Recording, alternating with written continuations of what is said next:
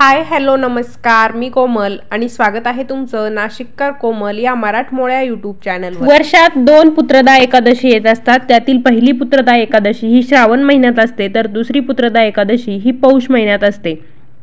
पुत्रदा एकादशीचं व्रत जे लोक करतात त्या व्यक्तीने पूजा केल्यानंतर श्रावण पुत्रदा एकादशीची जी कथा आहे, व्रताची कथा आहे, ती आवश्यक ऐकली पाहिजे। कारण पुत्रदा एकादशीचं व्रत केल्यामुळे ज्या लोकांना संतान नाहीये, संतान प्राप्तीसाठी जे लोक प्रयत्न करतायत तर त्यांना संतान सुख मिळतं आणि पुत्रदा एकादशीची कथा वाचल्यानंतरच ते व्रत देखील पूर्ण होतं आणि मनोकामना पूर्ण होतात। आता त्या व्रताची कथा काय आहे ती मी तुम्हाला सांगणार आहे, त्यासाठी तुम्ही व्हिडिओ शेवटपर्यंत बघा, म्हणजे तुम्हालाही कळेल की पुत्रदा एकादशीच्या व्रताची नेमकी कथा काय आहे। पुत्रदा एकादशीच्या दिवशी पूजा केल्यानंतर ही कथा नक्की ऐका। त्याचं नुसतं श्रवण जरी केलं तर त्यामुळे वायपेयी यज्ञाचे फळ मिळते असं देखील म्हटलं जातं। पुत्रदा एकादशीची कथा ऐकण्यापूर्वी सर्वांनी कमेंटमध्ये ओम नमो भगवते वासुदेवाय असं जरूर लिहा। चला तर मग ऐकूया आता पुत्रदा एकादशीची व्रतकथा। द्वापार युगाच्या प्रारंभी महिष्मती नावाचे एक नगर होते, ज्यामध्ये महिजित नावाचा राजा राज्य करत होता। परंतु तो पुत्रहीन असल्यामुळे राजाला हे राज्य सुखावह वाटत नव्हते। त्यांचा असा विश्वास होता की ज्यांना मुले नाहीत त्यांच्यासाठी हे जग आणि परलोक दोन्ही वेदनादायक आहेत।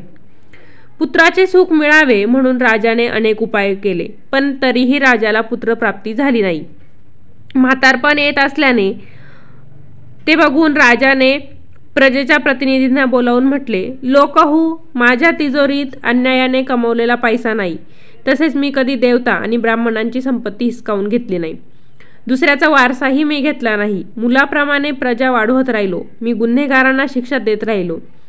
कधी कधी कोणाचा द्वेष केला नाही, सर्वांना समान मानले। मी नेहमी सज्जनांची पूजा करतो। मी अशी धार्मिक राज्यावर राज्य करत असूनही मला मुलगा नाही, मला संतान नाही, त्यामुळे मला खूप वाईट वाटतंय।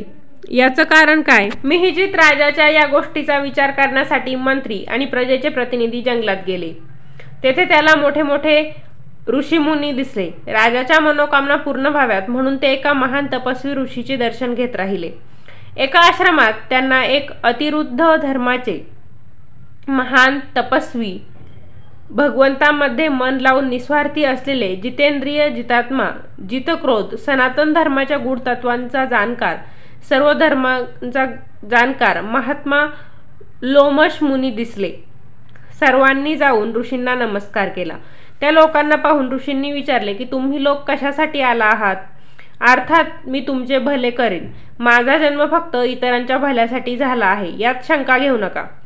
लोमश ऋषींचे असे शब्द ऐकून सर्वजण म्हणाले, हे महर्षी, आमचे शब्द जाणण्यात आपण ब्रह्मदेवापेक्षा अधिक सक्षम आहेत, त्यामुळे आमच्या शंका दूर करा। महिष्मतीपुरीचा धर्मी राजा महिजिताच्या प्रजेचे पुत्राप्रमाणे पालन करतो, तरीही तो निपुत्रिक असल्यामुळे दुःखी आहे। ते पुढे म्हणाले की आम्ही त्यांची प्रजा आहोत, त्यामुळे त्यांच्या दुःखाने आम्ही देखील दुःखी आहोत। महापुरुषांच्या नुसत्या दर्शनाने अनेक संकटे दूर होत असल्याने हे संकट नक्कीच दूर होईल असा आम्हाला पूर्ण विश्वास आहे। आता मला राजाचा पुत्र होण्याचा मार्ग सांगा। हे संभाषण ऐकून ऋषींनी थोडा वेळ डोळे मिटून घेतले आणि राजाच्या मागील जन्माची कथा जाणून घेऊन सांगू लागले की हा राजा मागील जन्मी गरीब वैश्य होता। गरीब असल्याने त्याने अनेक वाईट कृत्य केली। हा व्यवसाय करण्यासाठी तो गावोगावी जात असे। एकदा ज्येष्ठ महिन्यातील शुक्ल पक्षातील द्वादशीच्या दिवशी मध्यान्नाच्या वेळी 2 दिवस भूक व तहान लागलेली असताना ते पाणी पिण्यासाठी एका जलाशयावर गेले। त्याच ठिकाणी लगेच लग्न झालेली एक तहानलेली गाय पाणी पित होती। त्यावेळेस त्या राजाने त्या तहानलेल्या गायीला दूर करून ते पाणी स्वतः पिला, त्यामुळे राजाला हे दुःख सहन करावं लागलं। एकादशीच्या दिवशी उपाशी राहिल्यामुळे तो राजा झाला आणि तहानलेल्या गायीला पाणी पिण्यापासून दूर केल्यामुळे त्याला पुत्रापासून वियोगाचे दुःख सहन करावे लागत आहे।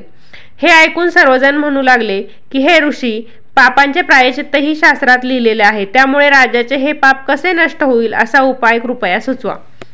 लोमश ऋषी सांगू लागले की शुक्ल पक्षातील एकादशीला, ज्याला पुत्रदा एकादशी असं म्हणतात, तुम्ही सर्वांनी उपवास करून रात्री जागरण करावे। तर राजाचे मागील जन्माचे हे पाप निश्चितच नष्ट होईल. लोमश ऋषींचे असे बोलणे ऐकून मंत्र्यांसह सर्व प्रजा नगरात परतले आणि ऋषींच्या आज्ञेनुसार सर्वांनी पुत्रदा एकादशीचे व्रत केले व जागर देखील केला. त्यानंतर त्याचे पुण्यफळ द्वादशीच्या दिवशी राजाला देण्यात आले. त्या सद्गुणांच्या प्रभावामुळे राणीला गर्भधारणा झाली आणि तिच्या प्रसूती कालावधीच्या शेवटी तिला एक तेजस्वी पुत्र झाला. म्हणूनच हे राजन, ज्यांना संतती हवी आहे, ज्यांना संतती प्राप्तीसाठी अडचणी येत आहेत, त्यांनी हे व्रत अवश्य करावे. वर्षभरातून 2दाच आपल्याला पुत्रदा एकादशीचं व्रत करता येतं, त्यामुळे पुत्रदा एकादशीचं व्रत नक्की करावा आणि व्रत केल्यानंतर त्याची कथा देखील ऐकावी, म्हणजे व्रत पूर्ण होते. त्याचे महात्म्य ऐकून मनुष्य सर्व पापांपासून देखील मुक्त होतो आणि इहलोकात संतती भोगून परलोकात स्वर्ग प्राप्त होतो असं म्हटलं जातं. त्यामुळे पुत्रदा एकादशीचं व्रत नक्की करा. पुत्रदा एकादशीच्या दिवशी संतान प्राप्तीसाठी काय उपाय करायचे आहेत ते मी या अगोदर व्हिडिओमध्ये पोस्ट केलेले आहे, तुम्ही ते व्हिडिओ बघू शकता.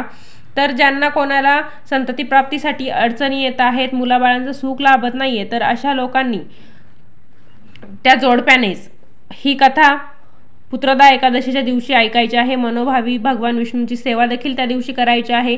दिवसभर व्रत करायचे आहे, म्हणजे तुम्हाला देखील संतान सुख लवकरच मिळेल. तर असा होता आजचा व्हिडिओ आवडला असेल तर व्हिडिओला लाईक नक्की करा, जास्तीत जास्त शेअर करा. माझा व्हिडिओ तुम्ही पहिल्यांदा बघत असाल तर धार्मिक, आध्यात्मिक तसेच सणावारांचे व्हिडिओ बघण्यासाठी आजच नाशिककर कोमल या मराठमोळ्या यूट्यूब चॅनलला नक्की सबस्क्राईब करा आणि त्या शेजारी दिलेल्या बेल आयकॉनवर देखील क्लिक करा, म्हणजे रोजच्या नवनवीन व्हिडिओचे अपडेट तुम्हाला लगेच मिळत जातील. व्हिडिओ आवडला असेल तर जास्तीत जास्त तुमच्या मित्रमैत्रिणींमध्ये शेअर करा. ज्यांना संतान प्राप्तीसाठी अडचणी येत आहेत अशा लोकांना देखील हा व्हिडिओ शेअर करा. पुन्हा भेटूया अशाच एका नवीन व्हिडिओसोबत. धन्यवाद.